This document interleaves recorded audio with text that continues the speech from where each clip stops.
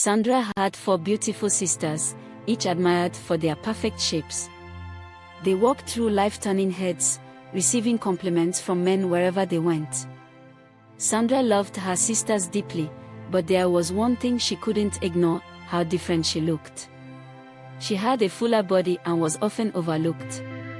It wasn't that she wasn't beautiful, but standing next to her sisters, she felt invisible. At family gatherings, men showered her sisters with attention, while Sandra sat quietly in the background. It was the same every time. Her sisters would laugh and chat with ease, effortlessly captivating everyone in the room. Sandra watched them, smiling on the outside but aching on the inside. Her confidence seemed to shrink more with every passing moment. Sandra tried her best to be happy for her sisters. After all, it wasn't their fault that people admired them. But each time she looked in the mirror, she couldn't help but see herself as less. Her rounder figure, her full cheeks, and her broad shoulders didn't fit the image of beauty she saw in the world around her. She began to compare herself constantly. Sandra confided in her best friend, Tina. They had known each other since childhood, and Tina had always been honest with her. One evening, after Sandra shared how hard it was being constantly overlooked, Tina said something that left Sandra speechless. "Why don't you consider surgery? It could give you the figure you've always wanted." Sandra was taken aback, unsure of how to respond. At first, Sandra rejected Tina's suggestion. Surgery? It seemed too extreme. But as the days passed, the idea lingered in her mind. Could surgery really fix her insecurities? Could it give her the kind of attention her sisters received? She felt torn. Part of her wanted to accept herself as she was, but the other part desperately wanted change. One evening, Sandra met a man named David at a community event. He seemed kind, and they talked for a while. For a moment, Sandra thought there might be a connection. But then, when her sister Amara arrived, David's attention shifted completely. He barely noticed Sandra after that. The pain of being overlooked once again hit her hard. Sandra spent more time with her sisters, trying to understand why they attracted so much attention. It wasn't just their personalities, it was their figures, their elegance, the way they carried themselves. She felt out of place among them, as if she didn't belong. The more she compared herself, the more her insecurities grew. Sandra met Tina for lunch and told her about the rejection. Tina listened intently, nodding in understanding. "Sandra, you don't have to go through this forever. Surgery can change everything. It's your life, and you deserve to be happy." Tina's words made sense in the moment, and Sandra began seriously considering it. Despite Tina's encouragement, Sandra wasn't sure. Would changing her body really make her feel better? Would it bring her the love and attention she wanted? Or was she setting herself up for more disappointment? These questions kept her up at night, swirling in her mind, leaving her more confused than ever. Everywhere Sandra looked, beauty seemed to be defined by slim figures and perfect curves. Social media was filled with images of women with ideal bodies. It seemed like society placed so much value on appearance. The pressure became overwhelming, and Sandra began to feel that her only option was to change herself. Desperate for clarity, Sandra turned to Tina once more. "I don't know if I'm making the right decision," she admitted. Tina, always straightforward, responded, "Sandra, sometimes you have to take control of your own happiness. Surgery isn't a bad thing if it helps you feel good about yourself." Tina's words were comforting, but Sandra still felt uncertain. Tina gave Sandra the contact of a surgeon she knew. Sandra decided to meet with him to discuss her options. The surgeon explained the procedure in detail, outlining the risks and benefits.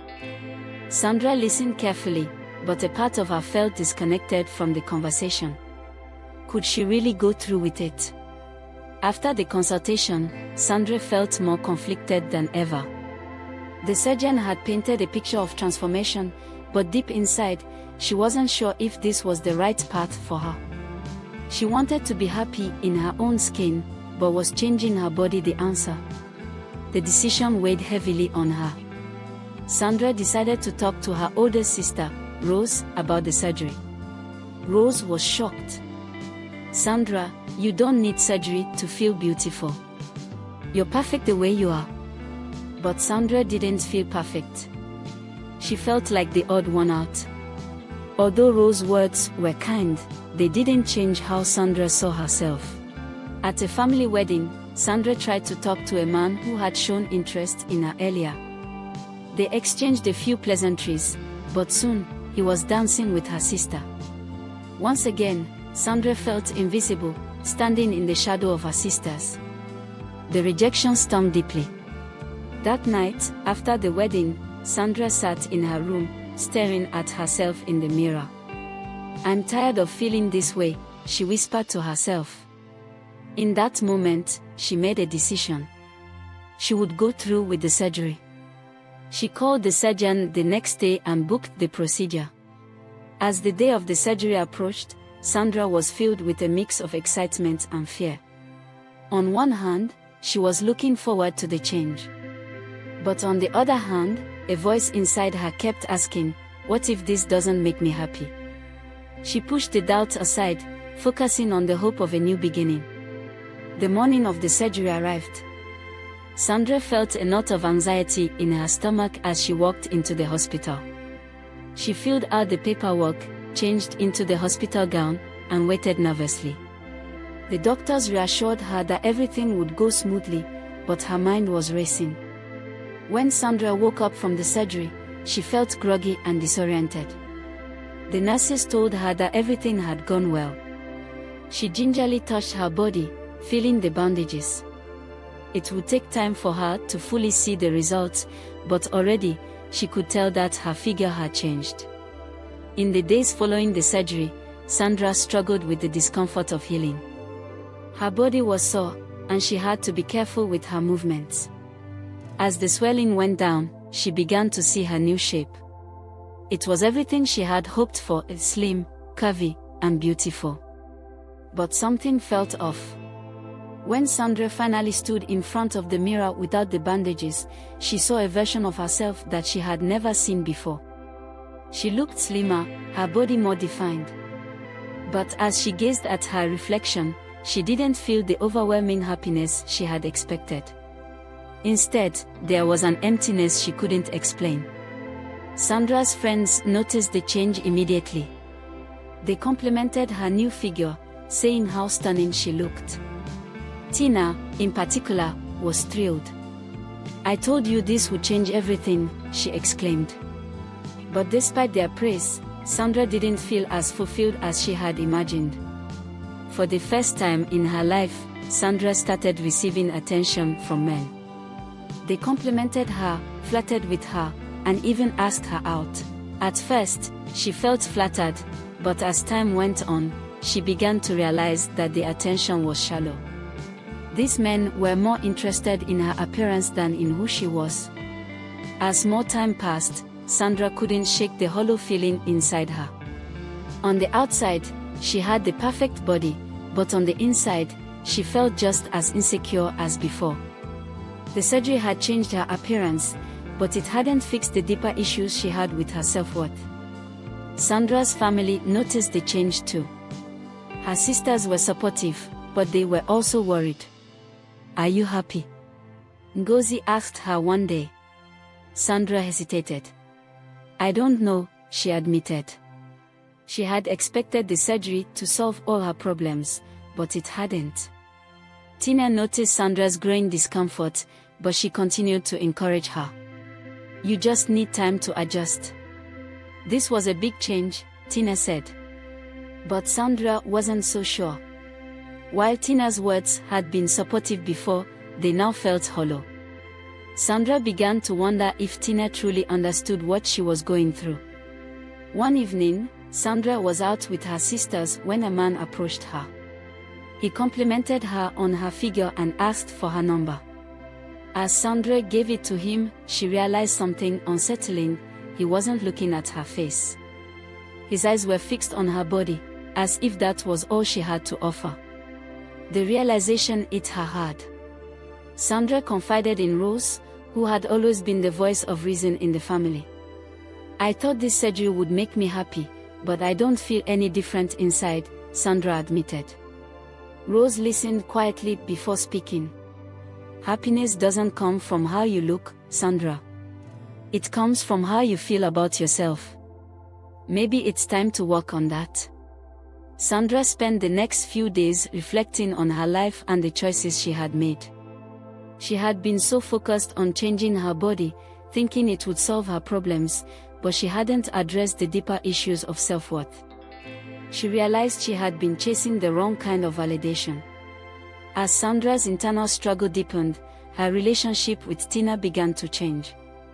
Tina continued to insist that the surgery was the best decision Sandra had ever made, but Sandra no longer felt supported by her. The more they talked, the more Sandra realized that Tina's obsession with physical appearance was unhealthy. One afternoon, while grocery shopping, Sandra ran into an old friend from high school, Francis. They hadn't seen each other in years. Francis was warm and kind, and he didn't seem to notice the changes in Sandra's appearance. Instead, he asked about her life, her passions, and her dreams. It was the first time in a long while that someone seemed genuinely interested in her as a person. Over the next few weeks, Sandra and Francis began to reconnect. They went for coffee, reminisced about their school days, and talked about their goals. Unlike the other men who had approached Sandra since her surgery, Francis wasn't focused on her body. He seemed to appreciate her for who she was inside. As Sandra spent more time with Francis, she found herself questioning everything. Was it possible for someone to truly care about her without focusing on her appearance? Her experience with other men had made her believe that physical beauty was the only way to get attention. But Francis was proving her wrong. Sandra began to distance herself from Tina.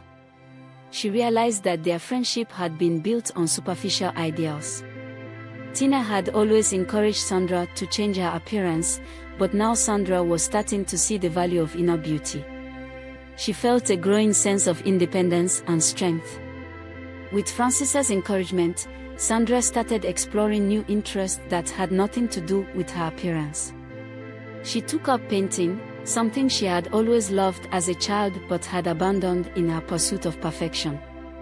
The more she focused on her passions, the more she began to feel a sense of fulfillment.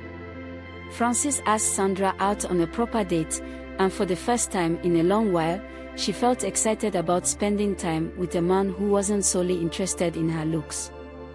They went to a local art exhibit, and Sandra found herself laughing, smiling, and feeling truly comfortable in her own skin. As Sandra's relationship with Francis deepened, she began to see herself differently. For so long, she had defined her worth by her appearance, but now, she was beginning to understand that her true value came from who she was as a person. This awakening brought her a sense of peace she hadn't felt in years. Sandra decided it was time to talk to Tina. She wanted to express how she felt about the surgery and their friendship. "I don't regret my decision, but I realized that surgery wasn't the solution I needed," Sandra told her. Tina was defensive at first, insisting that Sandra looked better than ever, but Sandra stood her ground.